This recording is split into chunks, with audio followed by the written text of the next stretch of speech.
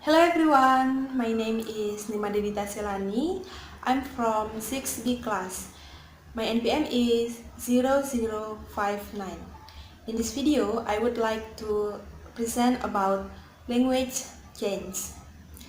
And then, without further ado, let's do the presentation. So, what is language change? All languages change over time, and language change as a concept and as a subject of linguistic investigation is often regarded as something separate from the study of language in general, according to Hickey in 2001.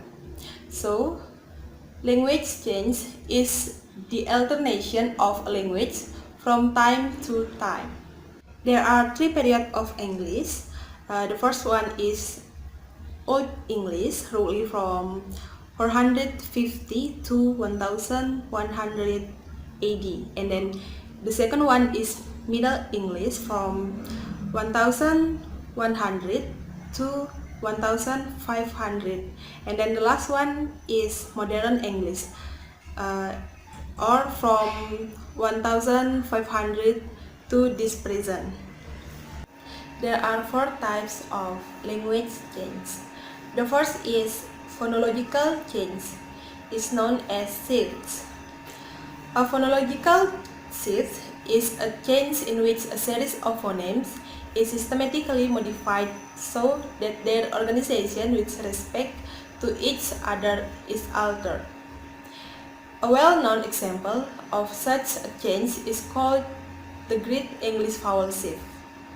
Beginning in the Middle English period and continuing into the 18th century, the language underwent a series of modifications to its long vowels, according to Murray in 1996.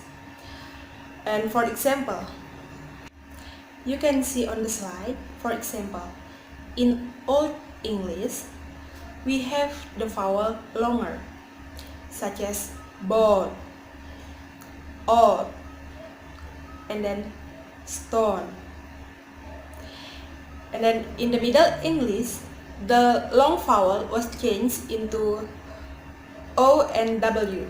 For example, boat, oat, and stone. And then in Modern English, the phonetic changed into O and short U, such as boot, oat, stone. And the second is morphological change, or is known as borrowing. Borrowing has been a very important source of new emphasis in English. During the Middle English period, many French words containing the suffix "man", for example, you can see on the slide, achievement, accomplishment, acknowledgement, made their way into the language. Eventually, man established itself as a productive suffix in English and was used with bases that were not of French origin.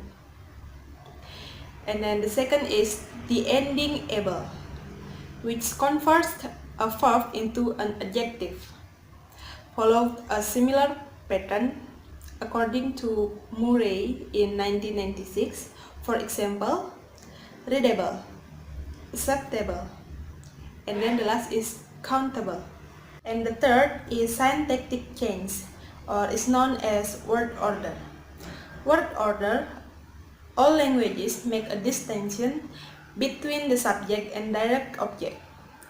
This contrast is typically represented through case marking or word order. For example, you can see on the slide, and then in Old English, the sentences was simpler. Verb is always in the second place. For example, the pattern is subject, verb, and object. And the sentence, she watches TV. Or subject and verb. And then the sentence is they jump. And in Modern English, the pattern has more variation. The pattern could be subject, adverb, verb, and object. And then the sentence is, I slowly ate all of the cookies.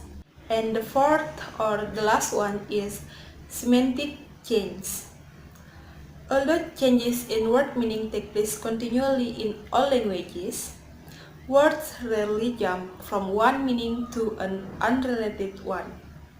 For example, you can see on the slide. The first is the word bird. It means small fowl in old meaning. But bird is any winged creature in new meaning. And then the second is the word aunt. In old meaning, aunt is father's sister. But in new meaning, aunt is father or mother's sister. Okay, so that's all about the explanation of language change, and I can conclude that language change is the alternation of a language from time to time. And then there are four types of language change. The first is phonological change, the second is morphological change, and the third is syntactic change, and then the last one is semantic change. Okay, so that's all, and then thank you for watching my video. Have a nice day. Bye bye.